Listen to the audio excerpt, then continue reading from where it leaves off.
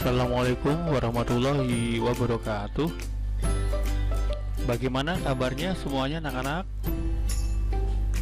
Bapak berharap kalian semuanya selalu sehat walafiat dan tentunya selalu diberikan semangat dalam pembelajaran secara daring. Pada hari ini kita jumpa lagi dengan mata pelajaran ilmu pengetahuan alam. Dan materi pada hari ini kita akan membahas mengenai jenis-jenis limbah. Untuk itu, sebelum kalian belajar, alangkah baiknya kalian berdoa terlebih dahulu supaya pembelajaran pada hari ini bisa kalian pahami dengan baik. Mari anak-anak, kita simak saja materi pada hari ini.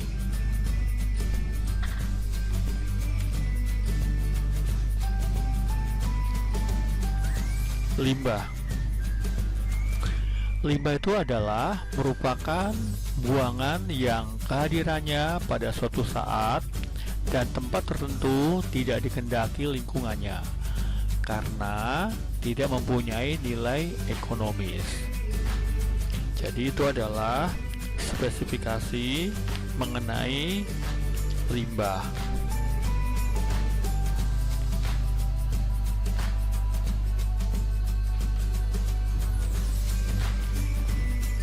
Dan limbah itu dibagi dalam beberapa macam. Ada limbah cair, ada limbah gas dan partikel, dan juga ada limbah padat.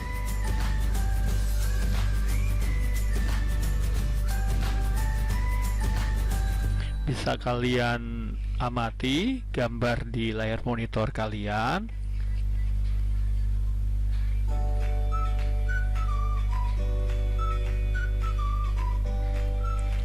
Limbah cair. Limbah cair bersumber dari pabrik yang biasanya banyak menggunakan air dalam sistem prosesnya.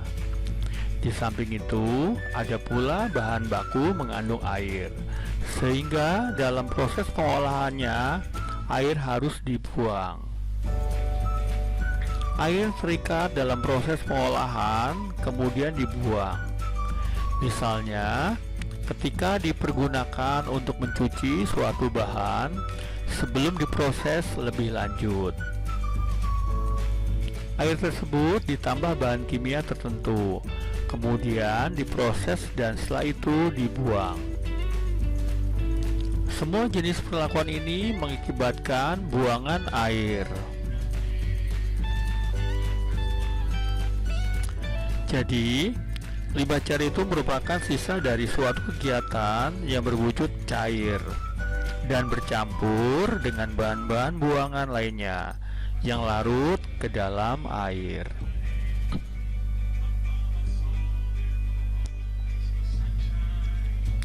Coba kalian amati gambar yang ada di monitor kalian ya.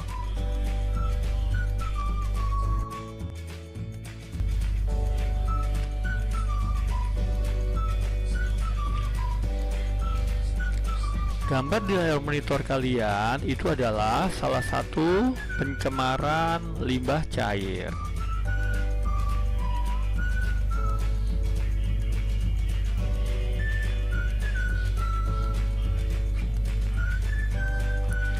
Pengolahan limbah cair.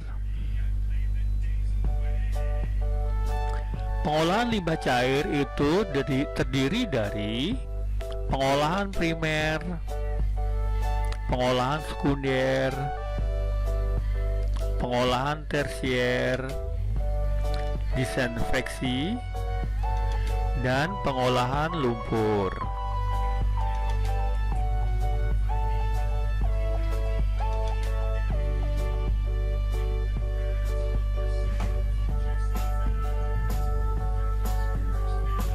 Tahap pengolahan primer limbah cair sebagian besar adalah berupa proses pengolahan secara fisika, yaitu berupa penyaringan.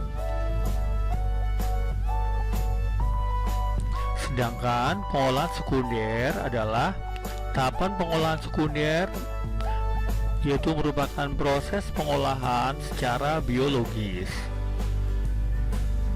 yaitu dengan melibatkan mikroorganisme yang dapat mengurai bahan organik. Biasanya menggunakan mikroorganisme, yaitu yang digunakan untuk mengurai.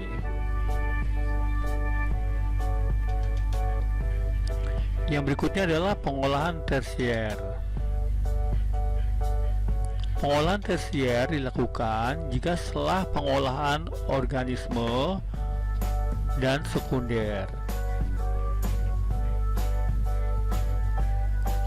Jadi, pada saat pengolahan, setelah pengolahan primer dan sekunder, itu masih terdapat zat limbah cair yang tentunya masih bisa berbahaya bagi lingkungan dan masyarakat.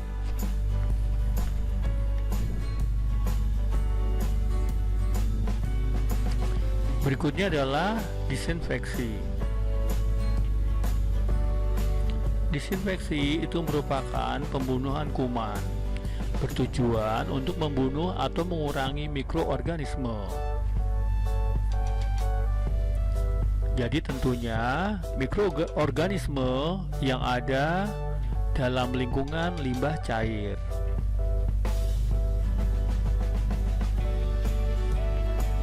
Yang terakhir adalah pengolahan lumpur.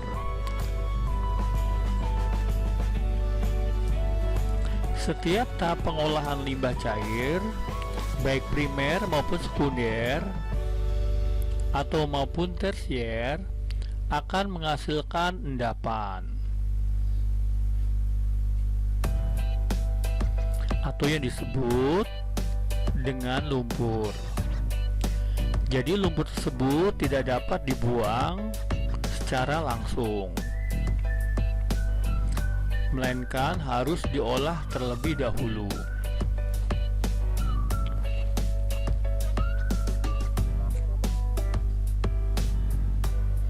Oleh karena itulah lumpur perlu diolah.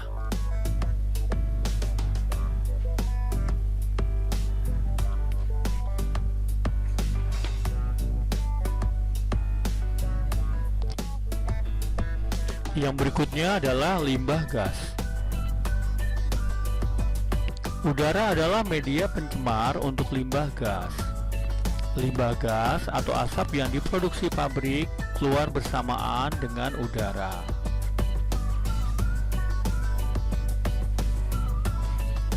Secara alamiah, udara mengandung unsur kimia seperti O2, N2, NO2, CO2, H2, dan lain-lain.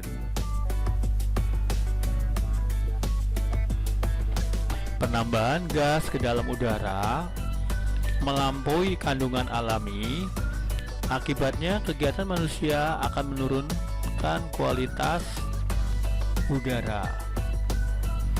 Artinya, udaranya tidak baik.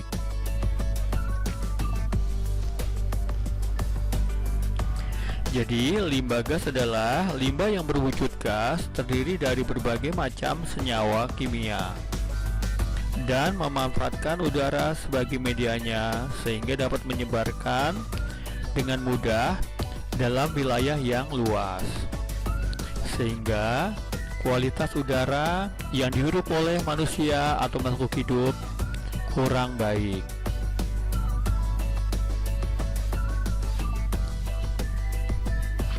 Anak-anak, silakan diamati gambar yang ada di layar monitor kalian.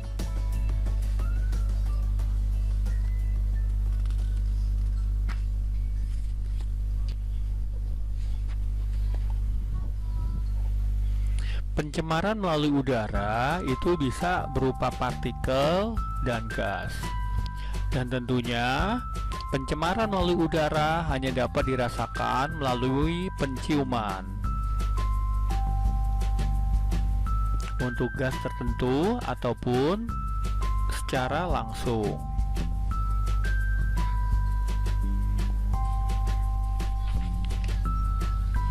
Pengolahan limbah gas.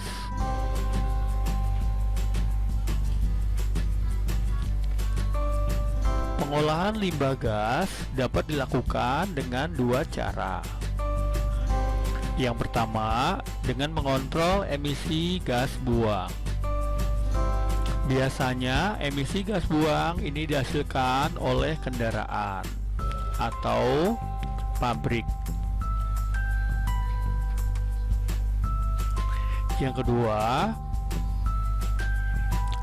pengolahan limbah gas dengan cara menghilangkan materi partikulat dari udara pembuangan. Misalnya, dengan alat filter udara, pengendap siklon, filter basah, pengendap sistem gravitasi, dan pengendap elektrostik.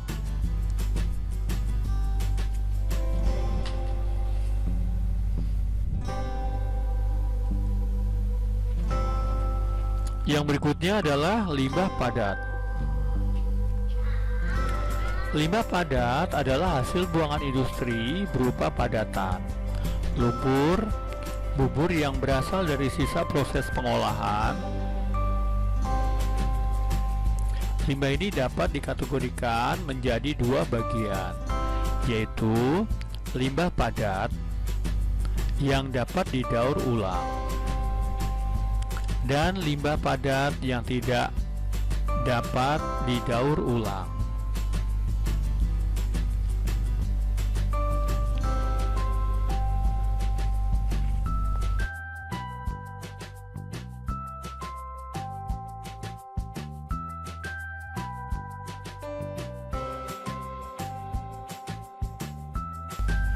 Jadi, limbah padat adalah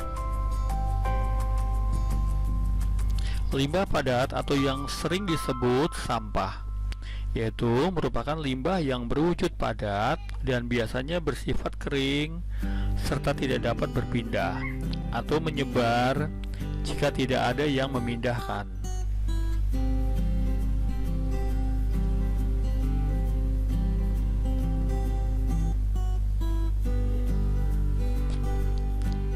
Bisa kalian amati gambar yang ada di monitor kalian.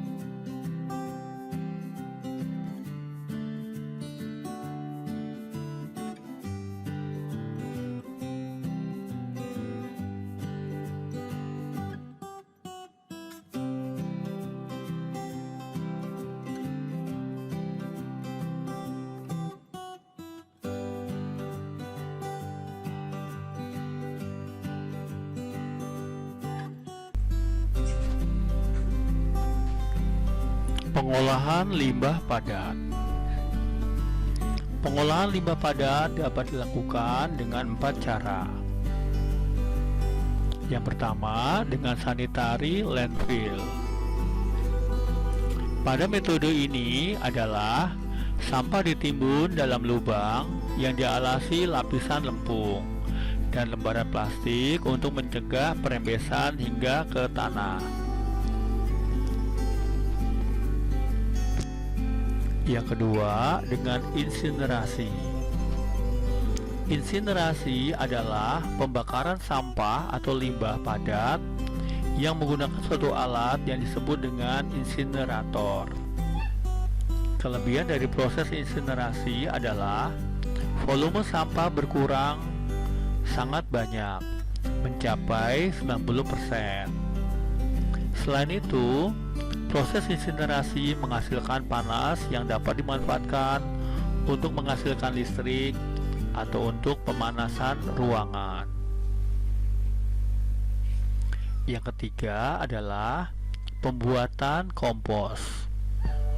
Metode ini adalah dengan mengolah sampah organisme seperti sayuran, daun-daun kering, kotoran hewan melalui proses penguraian oleh mikroorganisme tertentu. Pembuatan kompos adalah salah satu cara terbaik dalam penanganan sampah organik. Yang terakhir adalah dengan cara daur ulang.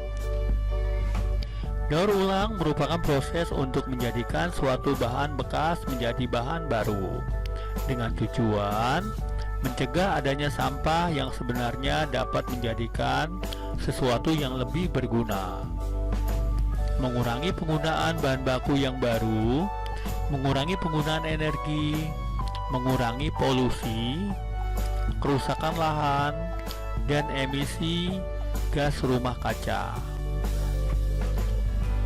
jika dibandingkan dengan proses pembuatan barang baru.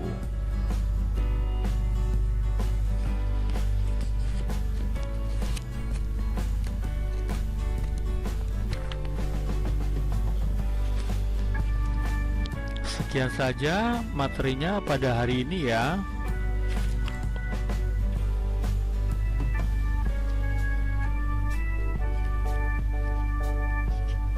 Untuk materi berikutnya nanti akan kita bahas mengenai dampak dan efek limbah terhadap lingkungan sekitar.